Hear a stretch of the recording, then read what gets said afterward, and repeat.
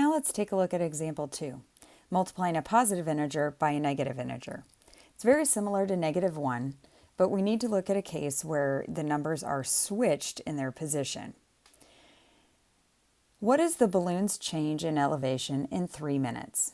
So when you take a look over here on the right side of the page where you see the picture, okay, you see a hot air balloon and it says it descends 500 feet in 1 minute.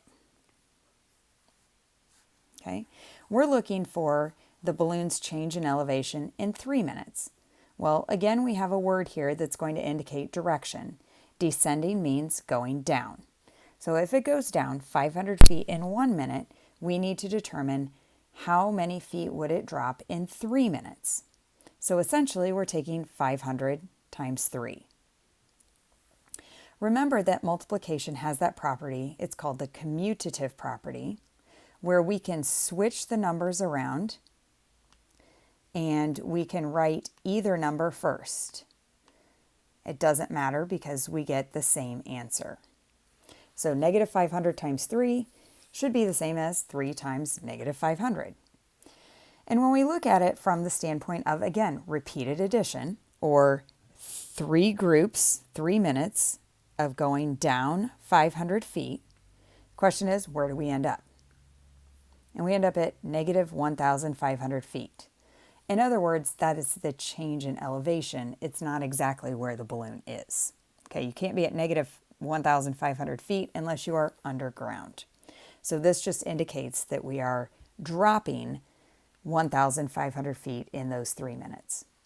Again, we have a generalized rule right here that tells us more about multiplication, again, with negative and positive integers.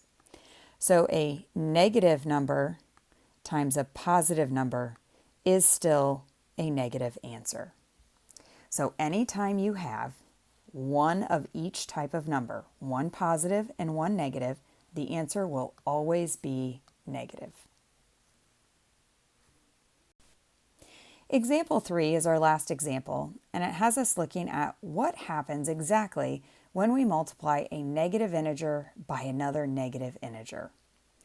So in this case, we're going to use the idea of opposites and repeated addition both on the number line to show how we could write negative 3 times negative 10. You'll notice again that they gave us 2 strategies to do this one problem. In part A, we're going to look at it from the idea of opposites and the number line with repeated addition. So negative 3 is the opposite of positive 3.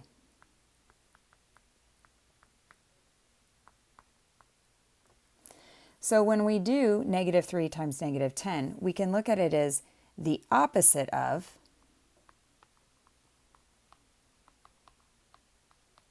three times negative 10. Well, what is 3 times negative 10? In this case, we know that that answer, based on our previous examples, is negative 30. And the number line shows us that right here. Negative 10, negative 10, negative 10.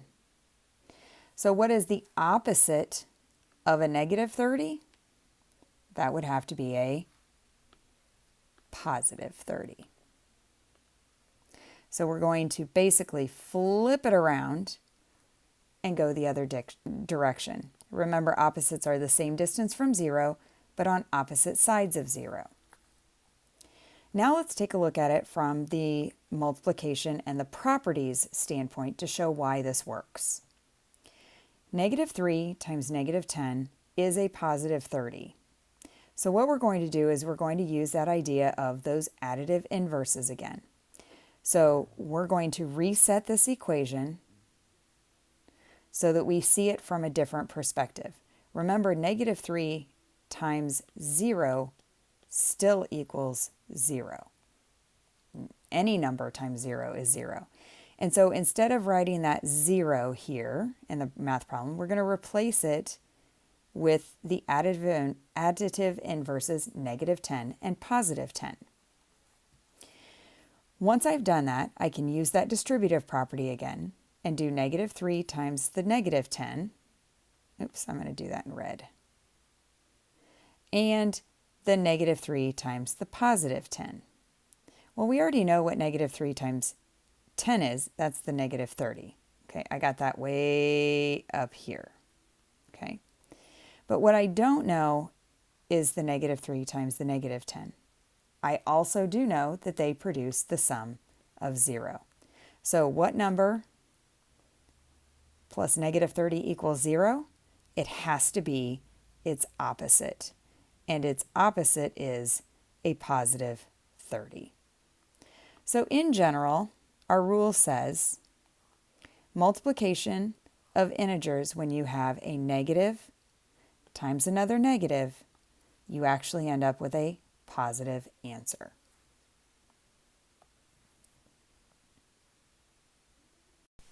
Now complete the try-its and come back and check your answers. Use the rules that you've seen in examples 1, 2, and 3 to help you determine the sign on your answer. Notice that the multiplication piece of this does not change.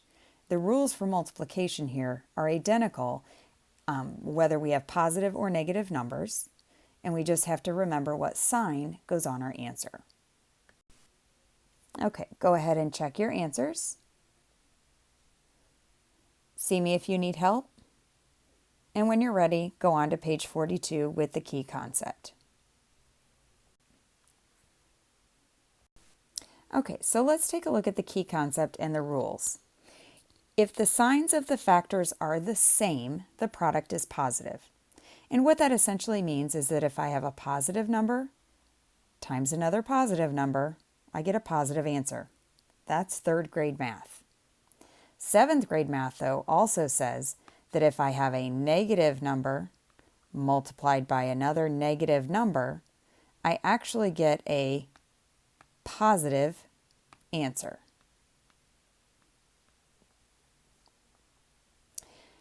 On the right side, we see the second statement. If the signs of the factors are different, the product is negative. So in other words, a negative multiplied by a positive will equal a negative answer. And a positive multiplied by a negative will also equal a negative answer. So what I've done is I've drawn a little chart up here at the top of your page. Okay, I'm going to put a red and a blue and a black star just kind of up here overlapping, draw your attention. So the dot in the corner up here, that represents multiplication. If you'd rather put a little X to indicate multiplication, that's fine. I'm going to use the dot. And what I've done is I've shown you the signs on the integers. So the blue plus signs indicate a positive integer, and the red subtraction looking signs are indicating negative integers. And what we're going to do is use this kind of like you use a multiplication chart. So where the positive and the positive come together, you get a positive answer. So this bottom corner of the chart is going to tell us about the answers. Likewise, if I have a negative times a negative, they also equal a positive answer. And then looking at the other two boxes, these appear where we have a positive and a negative intersect with each other, and those answers will always be negative. So if you want to draw that chart at the top of any of your papers before you get started, it might be helpful so that you understand how to multiply those integers together to get the correct sign on your answer. Now I'd like for you to try some problems on your own.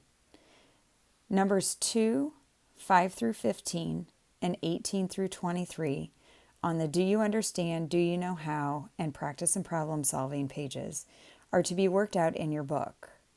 When you finish with one page, okay, so in this case, the page that you're on, you'll see question numbers 2 and then 5 through 8.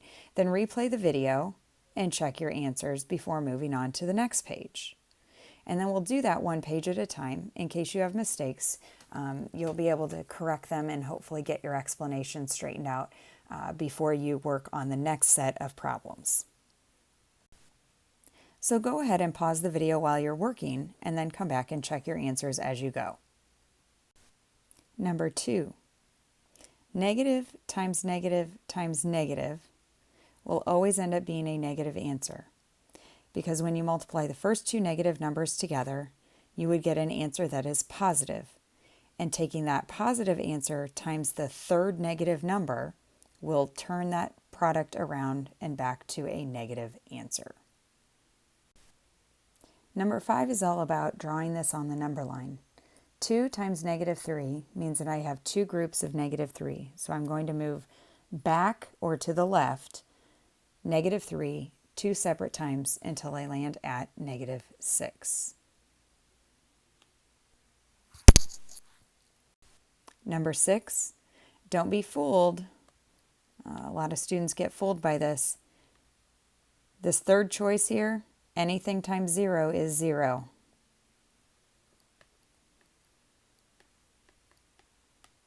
It's not going to be a negative number. Check your products on number 7. Remember, you can use your multiplication chart, but you cannot use a calculator. Check number 8. Remember that answering incorrectly would cost the contestant $600, so that's going to be represented with a negative 600. And doing that twice would give you a point total of negative 1,200. On this page, go ahead and try questions 9 through 15, and then come back and check your answer as you go so that you can see if you're doing them correctly before you flip the page. Okay, go ahead and check your answers on questions 9 through 15. Pause the video while you do that, and then when you're ready, hit play again, and we'll go on to the back page.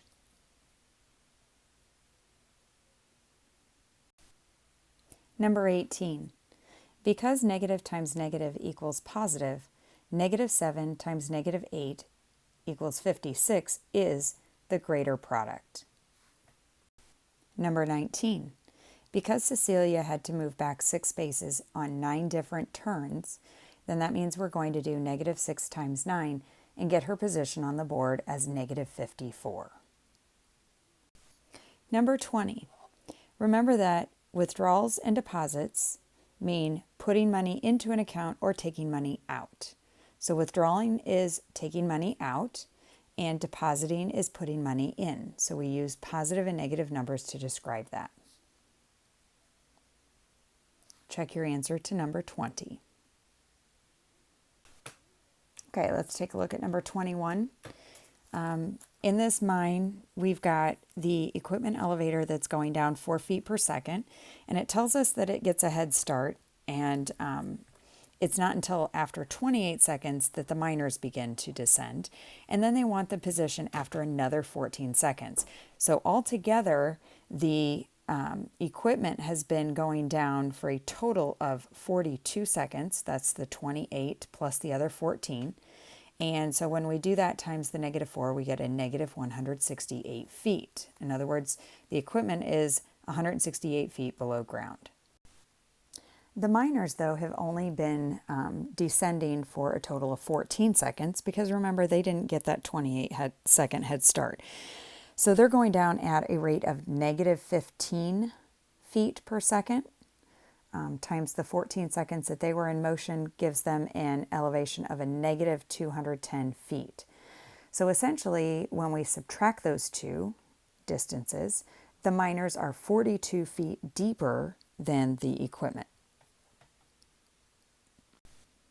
Again, remember with number 22, you're looking more at the model of the number line.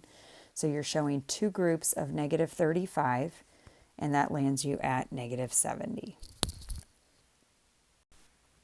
And last but not least, go ahead and check your answers to number 23.